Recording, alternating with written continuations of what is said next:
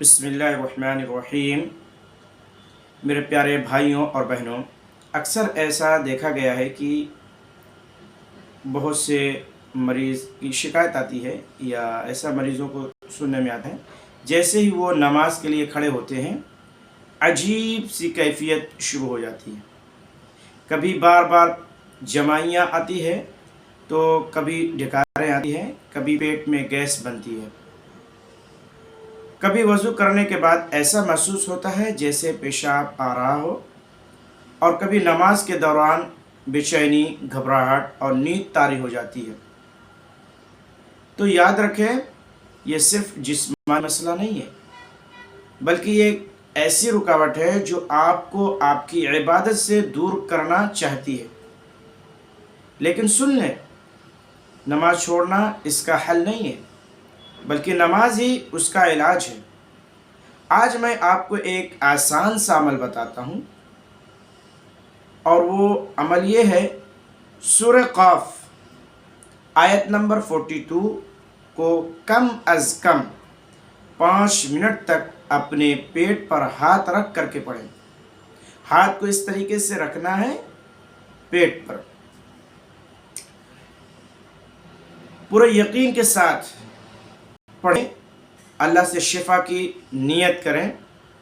इंशाअल्लाह जो भी अंदर रुकावट है, चाहे गैस हो या और कोई तकलीफ़ हो, अल्लाह ताला से ज़रूर दूर करेगा। और सबसे अहम बात यह है कि नमाज को हरगिज़ ना छोड़ें, क्योंकि शैतान चाहता ही है कि आप नमाज से दूर हो जाएं, और अल्लाह चाहता है कि आप नमाज के करीब हो जाएं। अल्लाह हमें नमाज की पाबंदी करने वाला बना दे, आमीन सुम्मा आमीन। मेरे भाइयों और बहनों, आपको अगर ऐसा महसूस होता है तो आप सूरह क़ाफ की आयत यानी 42 नंबर आयत को कम से कम 5 मिनट तक इसी तरीके से आप पढ़ें। बड़ा क़ाफ, सूरह क़ाफ यानी कुरान की जो आयत है, बड़ा क़ाफ, उसको जो है आप लाजमी पढ़ें।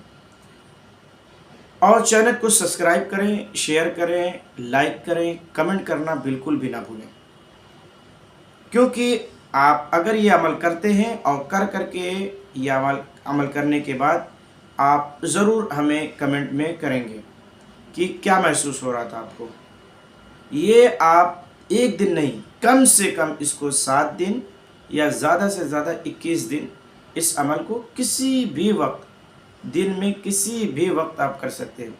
सबसे बेहतर मैं आपको बताऊं कि अगर आपको वक्त है कि फजर की नमाज के बाद फ़ौरन आप इस तरीके से आप पढ़ सकते हैं। पेट पर हाथ रख करके आप उसी जानमाज यानी मुसल्ला पे बैठ करके पढ़ सकते हैं।